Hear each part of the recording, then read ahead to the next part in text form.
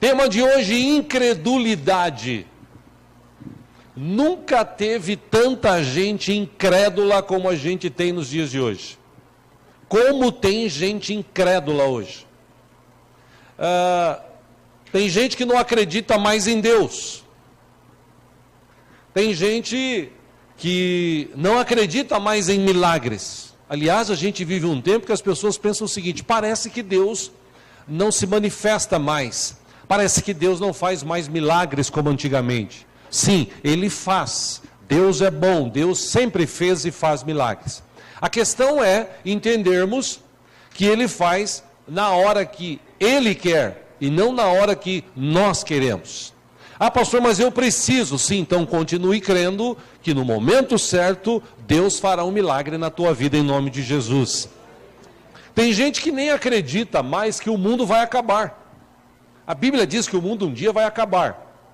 Jesus deu a dica, ele disse que a gente sentiria na mudança, como a gente sente a mudança de tempo, como a gente sente a mudança de épocas, nós também sentiríamos. E a gente, aqueles que leem Bíblia, têm sentido que a gente está vivendo dias difíceis. Nós estamos vivendo dias difíceis. É que Deus é misericordioso, Deus continua conosco, inclusive está conosco aqui nesta noite, né? Ele cuida de nós, Ele está conosco, mas tem gente que não acredita que o mundo vai acabar. Aliás, tem gente até que nem acredita que existe inferno. Hoje tem várias definições para inferno. Inferno para algumas pessoas é a vida que ela leva aqui. Para outras, inferno é só uma figura de linguagem que Jesus usou numa de suas ministrações. Ele fez uma comparação com um lugar que tinha lá em Israel, um conhecido lixão, como nós conhecemos aqui, que lá jogavam-se corpos de animais mortos, e lá como fogo, eles acendiam fogo para queimar o lixo e queimar os corpos dos animais. Ali o fogo sempre ardia, e ali sempre havia vermes que infelizmente comiam os animais ou os restos dos animais. Então tem gente que diz o seguinte: não, Jesus falou de inferno, mas ele só fez uma comparação com aquele lugar. Bom, eu prefiro crer na Bíblia, porque a própria Bíblia diz que o inferno foi criado por Deus para o diabo e os seus anjos. E todos aqueles que infelizmente vivem longe de Deus, infelizmente um dia, se morrerem nesta terra sem Jesus, fatalmente vão parar no inferno. Tem gente que não acredita em salvação. Esse negócio de salvação, de Jesus, de morrer na cruz, eu não acredito. Quem me garante que Jesus ressuscitou? A Bíblia diz que tinha mais de 500 pessoas que viram Jesus ressuscitar e subir inclusive aos céus para se reencontrar com o Pai. Mas tem gente que não acredita. Esse negócio de salvação, esse negócio de vida eterna, a vida é até aqui. Tem uma escrita de Salomão, que ele diz que tudo que você tiver que fazer, faz aqui, porque quando você morrer, não tem mais o que você fazer depois da sua morte. E realmente, falando em fazer coisas. Agora, a vida, o próprio Jesus disse que existe a vida eterna, com Deus ou sem Deus. Mas as pessoas hoje, elas não acreditam em salvação. Haja visto o número de pessoas que vieram à igreja um dia. Nossa igreja, a gente tem exemplos. Dia desses conversava com uma irmã aqui da igreja, e eu perguntava de uma neta dela, e eu falei: como é que está a sua neta? Ela falou: está daquele jeito, pastor, daquele jeito.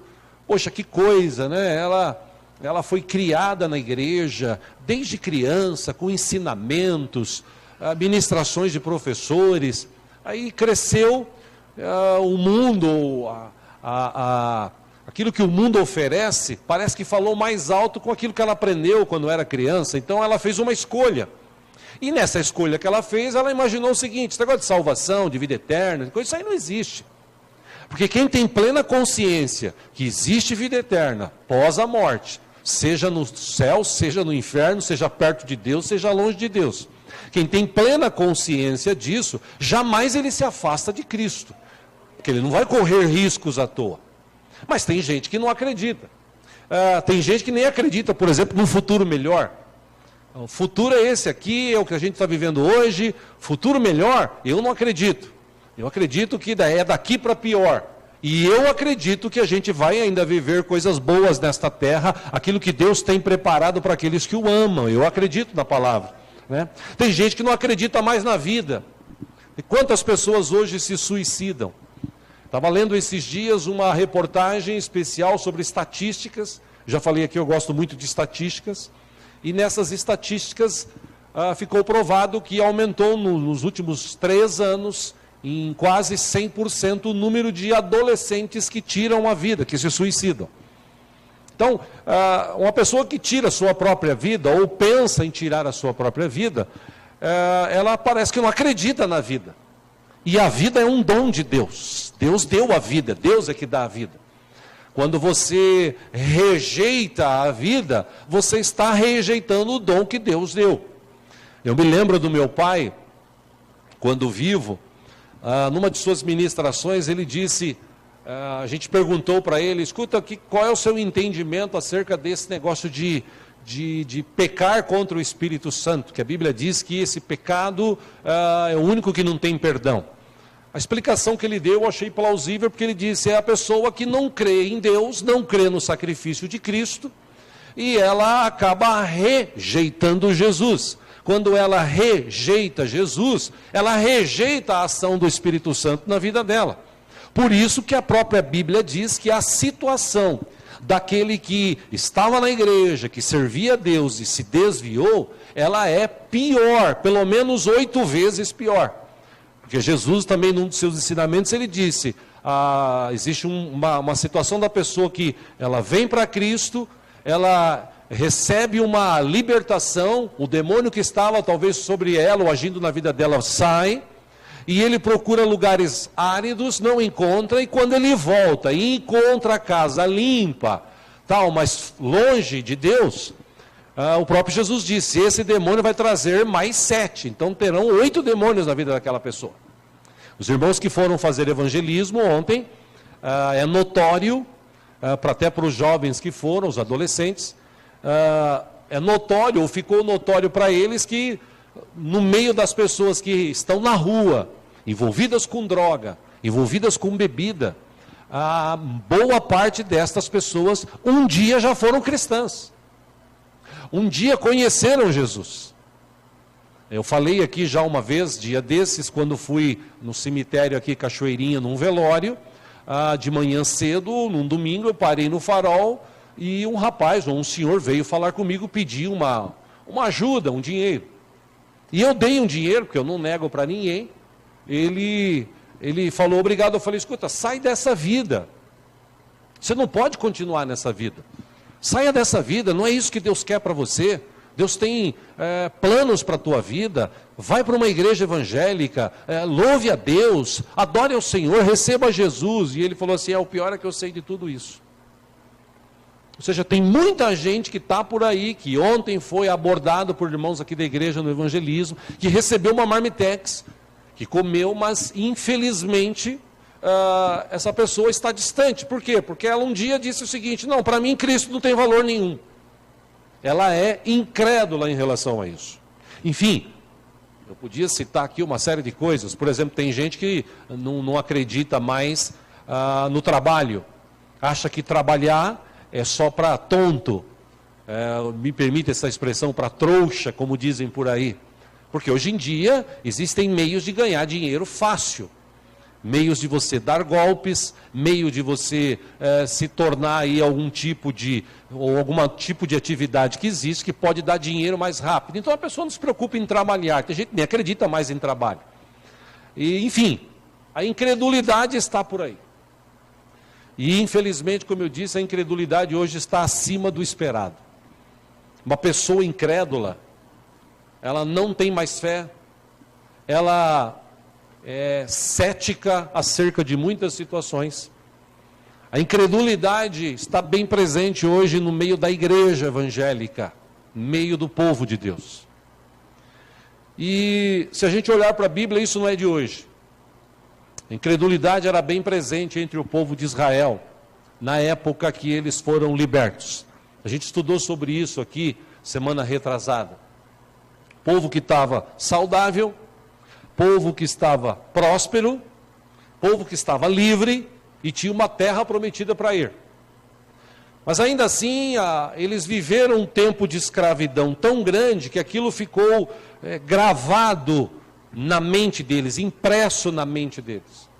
Eles saíram de lá dessa forma, saudáveis, saíram de lá livres, prósperos, mas infelizmente a mente deles, como a gente já estudou ano passado todo aqui, era uma mente que tinha uma impressão, e a impressão que eles tinham na mente era aquela escravidão que eles viviam. E como muitos no meio daquele povo eram céticos acerca de Deus, eu vou citar alguns textos aqui apenas para te ajudar a lembrar. Por exemplo, diante do Mar Vermelho, Deus tinha acabado de fazer 10 milagres, enviado 10 pragas, e eles tinham visto Deus se manifestar. Eles tinham visto Deus libertá-los da escravidão. Mas ainda assim, quando eles chegam diante do Mar Vermelho, a Bíblia diz em Êxodo 14:10, estava chegando o faraó, aí os filhos de Israel levantaram os olhos, e eis que os egípcios vinham atrás deles, e temeram muito. Então os filhos de Israel clamaram ao Senhor e disseram a Moisés: será por não haver sepulcros no Egito que nos tiraste de lá para que morramos no deserto? Por que nos trataste assim, fazendo-nos sair do Egito? Quer dizer, a incredulidade estava clara na vida daqueles homens e mulheres. Eles viram o que Deus fez, eles saíram de lá dessa forma que a gente já estudou aqui, mas ainda assim a mente deles, a impressão que eles tinham era o seguinte: parece que Deus não existe, parece que Deus não tem poder. E aí você, quem lê Bíblia, nós estudamos sobre isso, Moisés fala com Deus, Deus dá uma ordem, ele toca na água, a água se abre, o povo passa, maravilha. E eles começam a caminhar no deserto, chegam no lugar que eles querem água, está com sede, ou estão com sede, querem água, lá naquelas águas amargas de Mara, em Êxodo 15, 23 e 24 fala sobre isso. Quando chegaram a Mara, não puderam beber das águas de lá, porque eram amargas. Esta é a razão porque o lugar chama-se Mara. Aí o povo começou a reclamar a Moisés, dizendo: que beberemos? Isso é um ato de incredulidade, além de reclamação. Eles não estavam crendo na provisão de Deus. Eles chegaram no lugar, a água não era boa, eles falaram: e agora, o que a gente vai fazer? Espera um pouquinho, você tem um Deus? Temos um Deus. Então vamos orar a este Deus, e este Deus há de fazer um grande milagre. Mas a maioria que estava ali era incrédula acerca do que Deus podia fazer. Tem aquela outra questão da água, da rocha em Refidim, em Êxodo 17, 2, 3. Por essa razão, queixaram-se a Moisés e exigiram: dê-nos água para beber. Aí ele respondeu: por que vocês se queixam a mim? Porque colocam o Senhor à prova. Mas o povo estava sedento e reclamou a Moisés: por que você nos tirou do Egito? Foi para matar de sede a nós, aos nossos filhos e aos nossos rebanhos? Ou seja, mais uma vez, eles estavam incrédulos acerca do que Deus podia fazer na vida deles. O povo de Israel, durante a sua peregrinação ali pelo deserto, a terra prometida, eles tentaram a Deus com sua incredulidade, além de reclamarem muito. Mas, infelizmente, não era só o povo de Israel que era incrédulo. A Bíblia traz vários exemplos de pessoas que viveram tempos de incredulidade. Por exemplo, a esposa de Abraão, em Gênesis 18, a Bíblia relata que o Senhor disse a Abraão: voltarei a você na primavera, e Sara, sua mulher, terá um filho. Sara escutava a entrada da tenda atrás dele. Abraão e Sara já eram velhos, de idade bem avançada. E Sara já tinha passado da idade de ter filhos. Por isso ela riu consigo mesma quando pensou: depois de já estar velha e meu senhor já idoso, ainda terei esse prazer? Mas o Senhor disse a Abraão: por que Sara riu e disse: poderei realmente dar à luz agora que sou idosa? 14. Existe alguma coisa impossível para o Senhor? Essa pergunta que eu te faço: existe alguma coisa impossível para Deus? Pergunta para a pessoa que está ao seu lado: existe alguma coisa impossível para o nosso Deus?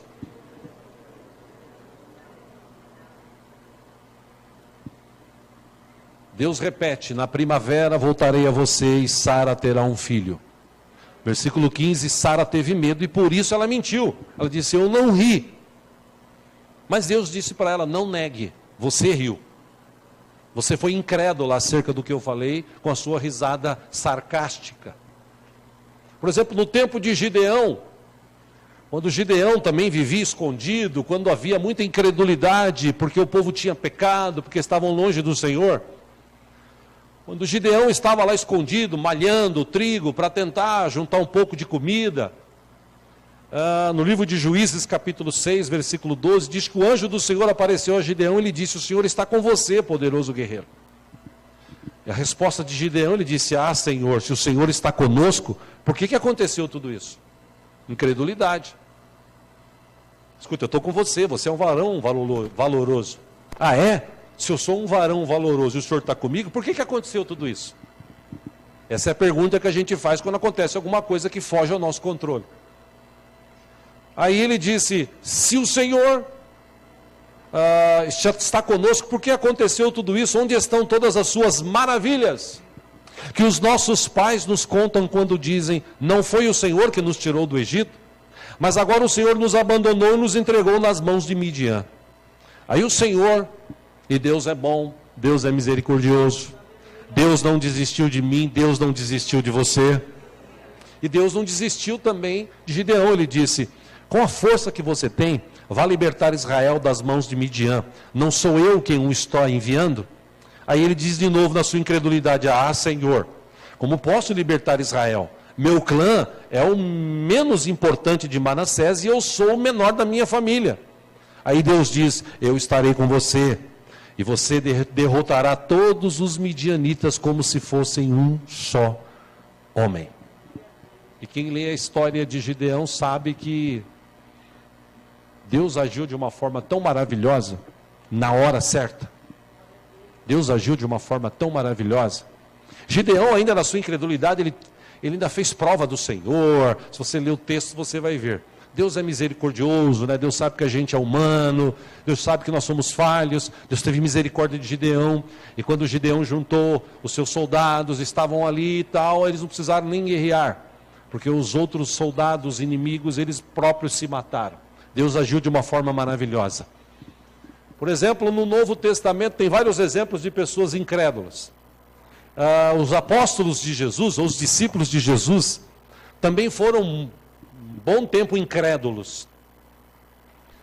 Eles estavam no barco, veio uma tempestade, um olha para o outro, pescadores, a maioria deles, fala assim: e agora? Bom, agora não tem jeito. Essa tempestade aí vai destruir o barco, vai acabar com a gente. Não tem jeito, nós somos pescadores experientes. E eles sabiam que Jesus estava com eles lá. Mas eles estavam sendo treinados, ainda eram incrédulos acerca de algumas questões. Aí eles correm para Jesus, acordam Jesus, Jesus levanta e vem aquela velha frase, ou aquela célebre frase de Jesus que diz: escuta, até quando vocês vão ficar assim? Pelo amor de Deus. Ele não falou isso, mas deveria ter falado: pelo amor de Deus. Tipo assim, eu estou aqui descansando sossegado, e o barquinho assim, ó, e Jesus lá dormindo sossegado. Por quê? Porque ele sabia que Deus estava com ele. O problema é que quando o barco nosso está assim, a gente fica incrédulo, né? A gente fala assim: não, Deus não está comigo, porque o barco está quase dando uma volta. Mas Deus estava ali. Jesus se levantou e repreendeu a tempestade, e houve uma bonança assim que eles ficaram maravilhados. Mas eles tiveram um tempo de incredulidade. Durante a primeira multiplicação de pães e peixes, eu imagino a cena, eu fico imaginando a cena. Porque Jesus fala para eles assim: escuta, tem muita gente. Aí os caras falam assim: não, é verdade, Jesus, é melhor a gente dispensar, né? Porque tem muita gente aqui, essa turma está com a gente desde cedo, os caras devem estar tudo morrendo de fome, vamos embora. Aí Jesus fala: não, dá para eles de comer. Aí imagina a cena, não olhando para o outro assim. Deve ser doido, né? Porque... Aí ele fala: Jesus, mesmo que nós tivéssemos uma boa grana, aqui onde a gente está não tem lugar para comprar pão suficiente para dar para todo mundo. Aí Jesus, tem alguma coisa no meio aí? Aí um olha para o outro, vê um menino, né? Aquele menino foi uma benção. Se fosse o Jackson, coitado, não tinha tido multiplicação, né? Não teria havido multiplicação, porque ele não ia repartir nada com ninguém. Mas como era um menino, coração bom, ele pegou lá os peixinhos, os pães, e falou, tem isso aqui. E ainda assim eles devem ter olhado um para o outro e falado assim, Jesus, tem 5 pãezinhos, 2 peixes, e olha, mesmo que tire aqui uma unha de cada pão, não vai dar para alimentar todo mundo. E vocês sabem o milagre que Jesus fez, multiplicando pães e peixes, alimentou mais de 20 mil pessoas, eram 5 mil homens. Imagina crianças, mulheres, mais de 20 mil pessoas comeram até se esbaldar. E ainda por cima, no final, sobra. Porque quando Deus faz e faz com sobra. Né? O problema é a gente crer. E eu imagino, eu vou pegar um gancho aqui, no que o pastor Gilson ministrou, ou citou, domingo passado de noite, o pastor Josué citou de manhã. Aquela questão de Marta, de Maria, de Lázaro que havia morrido e de Jesus. O pastor Josué até ele citou que Jesus chorou, ele pregou sobre esse texto. Ele disse, Jesus chorou porque ele era humano. Realmente, Jesus chorou porque ele era humano. Mas eu creio que Jesus chorou por causa da incredulidade. E eu quero ler esse texto com você para você entender melhor. Você trouxe a Bíblia, João capítulo 11, vamos ler juntos.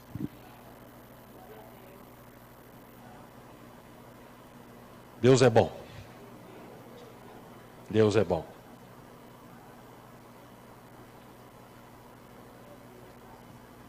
Glória a Deus. João capítulo 11, se tiver alguém sem Bíblia aí, se você puder repartir a leitura, faça isso.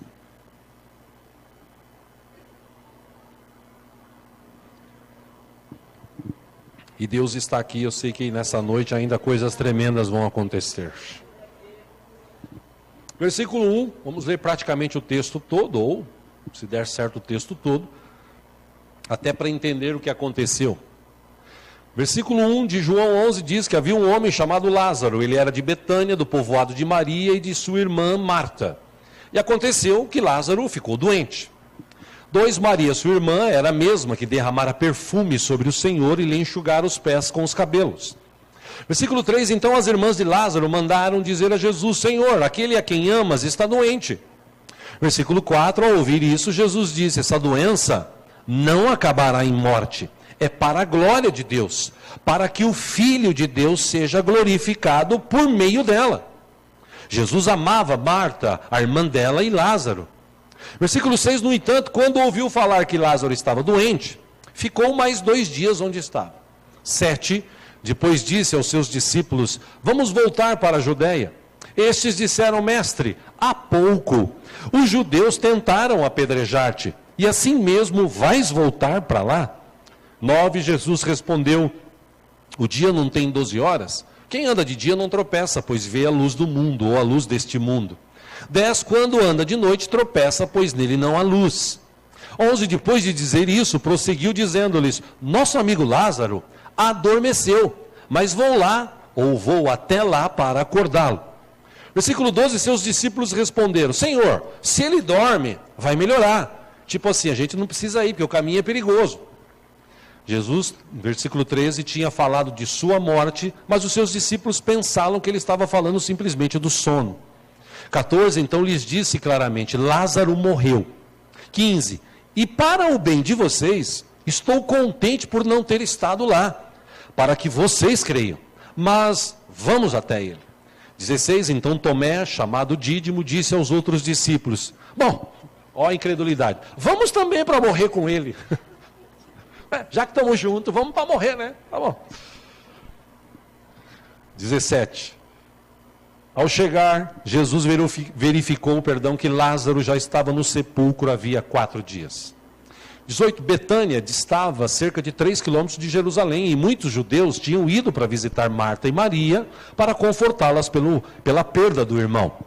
Versículo 20, quando Marta ouviu que Jesus estava chegando, foi encontrá-lo, mas Maria ficou em casa. 21, disse Marta a Jesus, Senhor, se estivesses aqui, meu irmão não teria morrido. 22, mas sei mesmo agora, Deus te dará tudo o que pedires. Veja que interessante, a mulher fala assim, se o senhor estivesse aqui, meu irmão não tinha morrido. Mas eu sei que se o senhor pedir alguma coisa para Deus, Deus vai te dar. Aí Jesus fala o seguinte, 23, o seu irmão vai ressuscitar. 24, Marta responde, eu sei. Ele vai ressuscitar na ressurreição, lá no último dia. Eu sei que o senhor falou que a gente ia ressuscitar, tal. Veja que interessante, ela começa uma conversa com Jesus, falando, se o senhor estivesse aqui, ele não tinha morrido.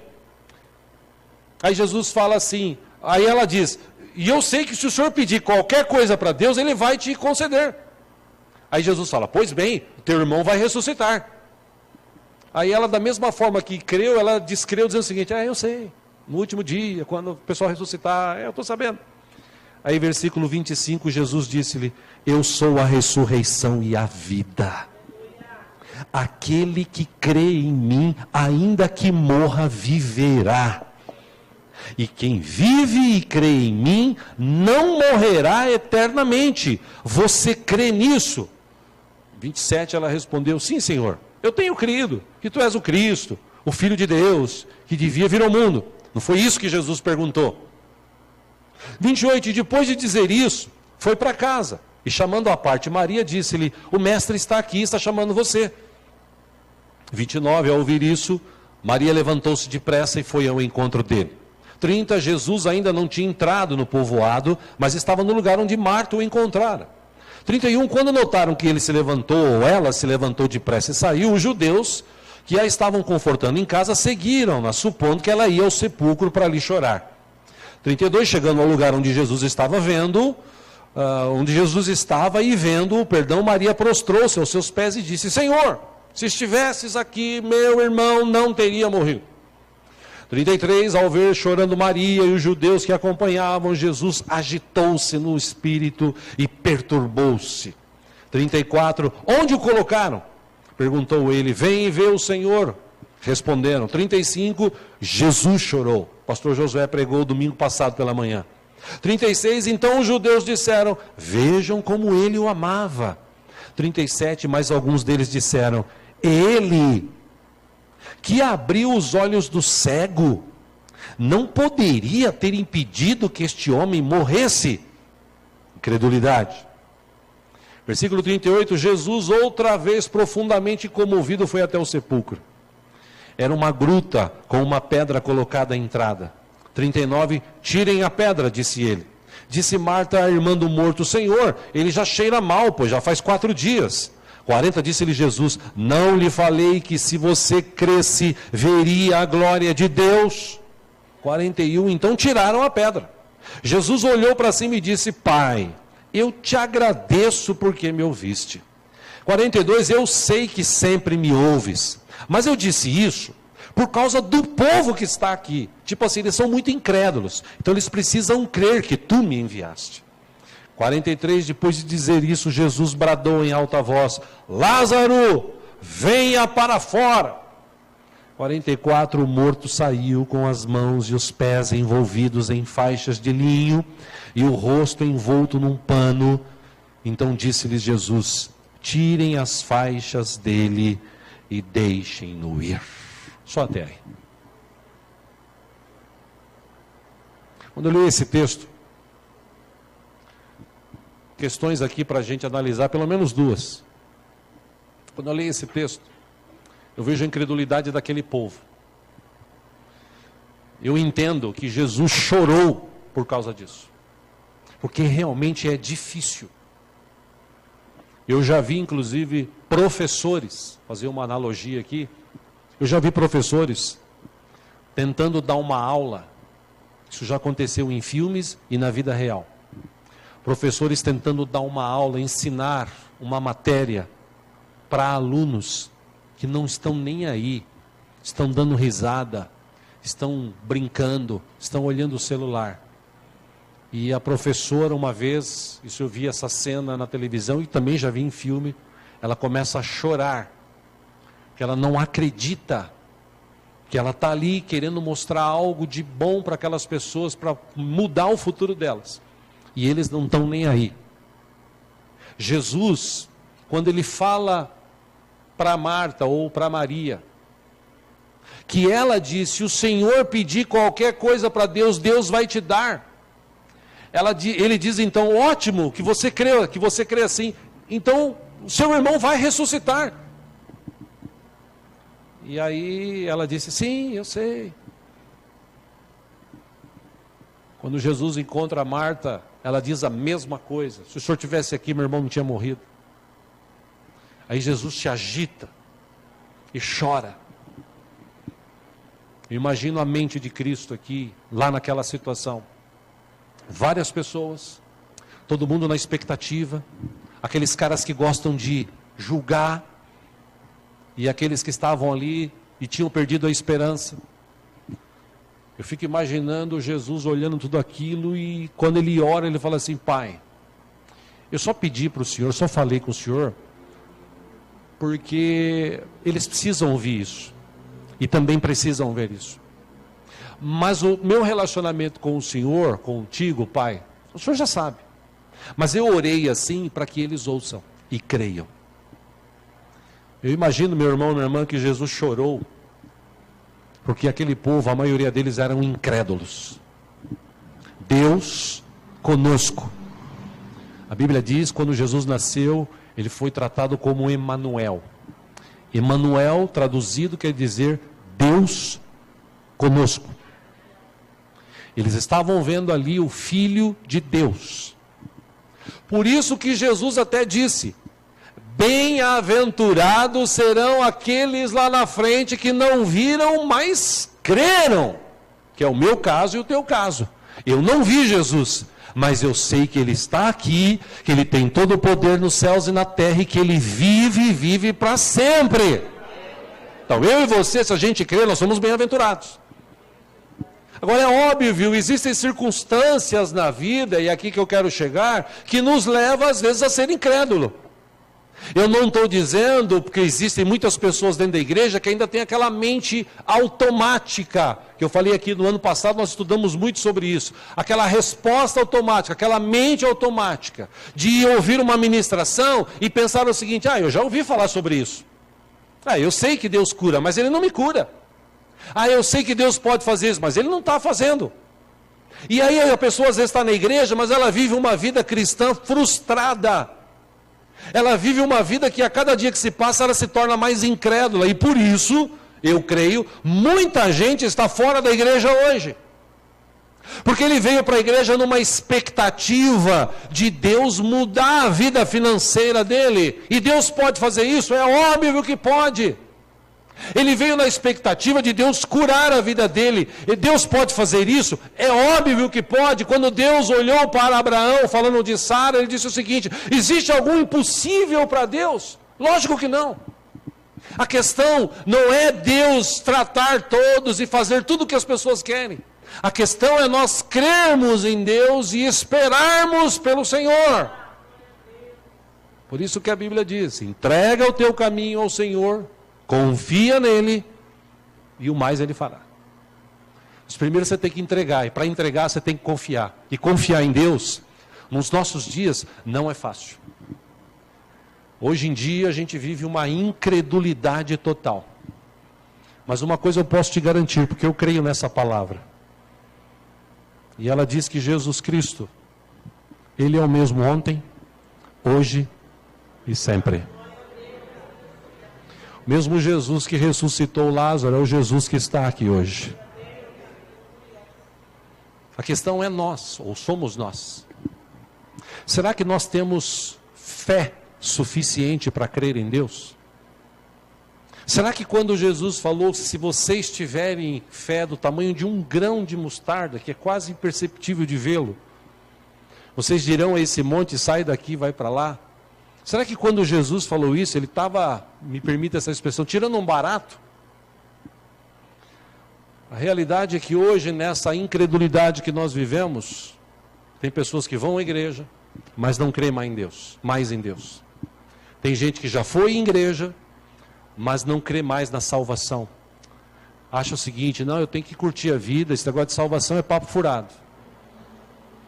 E nosso desafio hoje, não é só o diabo. Nosso desafio hoje não é só a nossa natureza pecaminosa. Talvez o maior desafio hoje do século 21 é a incredulidade. Como existem pessoas incrédulas no século 21. Pessoas que não creem mais na vida. Pessoas que não creem mais no amor. Pessoas que não creem mais na paz. Pessoas que não creem mais em relacionamentos. Pessoas que não creem mais na palavra de Deus. Pessoas que não creem no futuro. Pessoas que estão por aí desesperadas, aflitas, amarguradas, depressivas. Por quê? Porque elas não têm mais fé. E é interessante que quando eu abro a Bíblia em Hebreus 11, a Bíblia diz que a fé é o firme fundamento das coisas que você não vê, mas você espera. O que eu quero te mostrar hoje com essa palavra, meu irmão, minha irmã? Jesus, ele, na sua própria terra, existe aquela expressão que dizem por aí, santo de casa não faz milagre.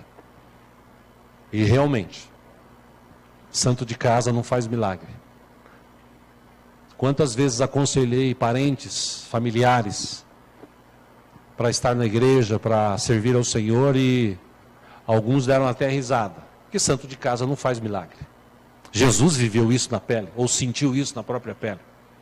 Em Mateus 13:58, quando Jesus estava na sua cidade, onde o povo o conhecia, o texto diz que ele não realizou muitos milagres ali por causa da incredulidade deles.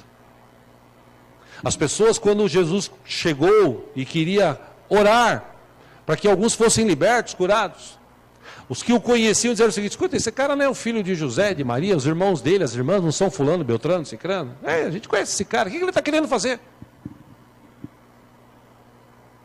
Pois da mesma forma, meus irmãos, nós estamos vivendo num tempo que as pessoas vão à igreja, mas não acreditam mais.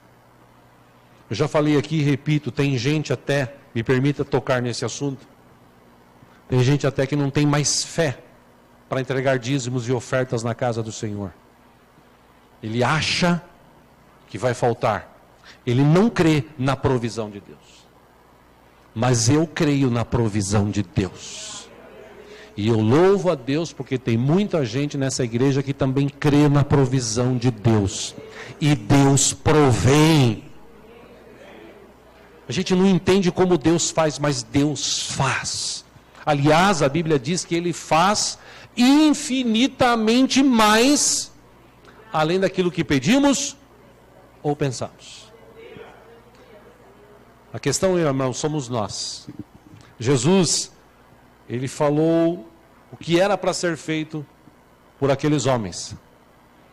Jesus disse: tirem a pedra. E os homens foram lá e tiraram a pedra.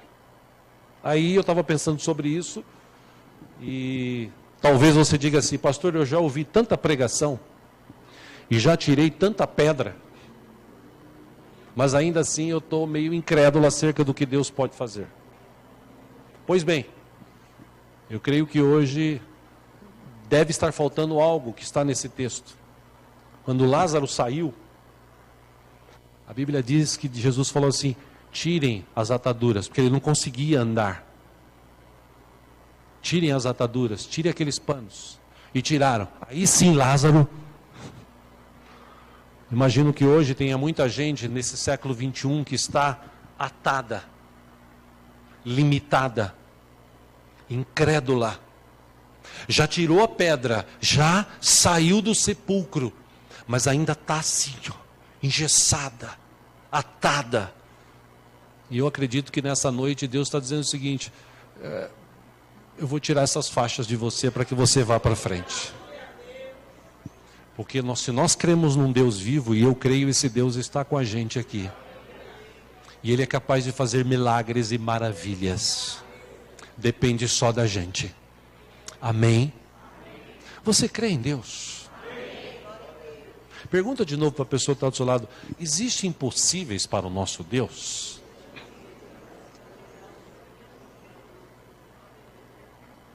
Existe ou não? O que eu quero te dizer hoje, te mostrar com isso, é que em meio a tanta incredulidade, em meio a tanta incredulidade. Assim como Deus procura adoradores que o adorem em espírito e em verdade, eu imagino que Deus também esteja procurando gente que crê nele. E eu creio em Deus. Eu, quando preparava essa mensagem, eu orava assim: Senhor, que seja uma noite de milagres, de restauração, de recomeço, de novo tempo. E nessa noite Deus está aqui. E eu tenho certeza que vai ser um novo tempo, ou trará um novo tempo para a tua vida. Talvez você deixou de crer que Deus pode fazer milagres. Talvez você não crê mais no futuro. Talvez você não crê mais na tua vida. Talvez você não creia mais em relacionamentos com as pessoas, com amigos, com familiares. Talvez até você não creia mais no amor. Talvez você não creia mais que Deus pode fazer coisas tremendas. Talvez você esteja tão acostumado, com a mente tão impressa, aquela coisa que você viveu no passado, que tem gente que ainda está vivendo de passado. E quando eu falo disso, eu lembro, estou encerrando aqui, eu lembro de Gideão. Porque Gideão, quando ele conversava com Deus, ele falou assim: Deus, eu lembro das histórias que os nossos antepassados falavam. Eles diziam que o Senhor era bom. Eles diziam que o Senhor fazia maravilhas. Eles diziam que o Senhor fez tantos milagres. E parece que hoje o Senhor nem existe mais. Gideão estava meio atado. Mas Deus disse para ele assim: vai nessa tua força, que eu estou contigo. Inclusive, você vai derrotar aqueles soldados como se fosse um só, porque eu vou te capacitar para isso. Amém? Amém? Se você creu nessa palavra, fique em pé agora em nome de Jesus.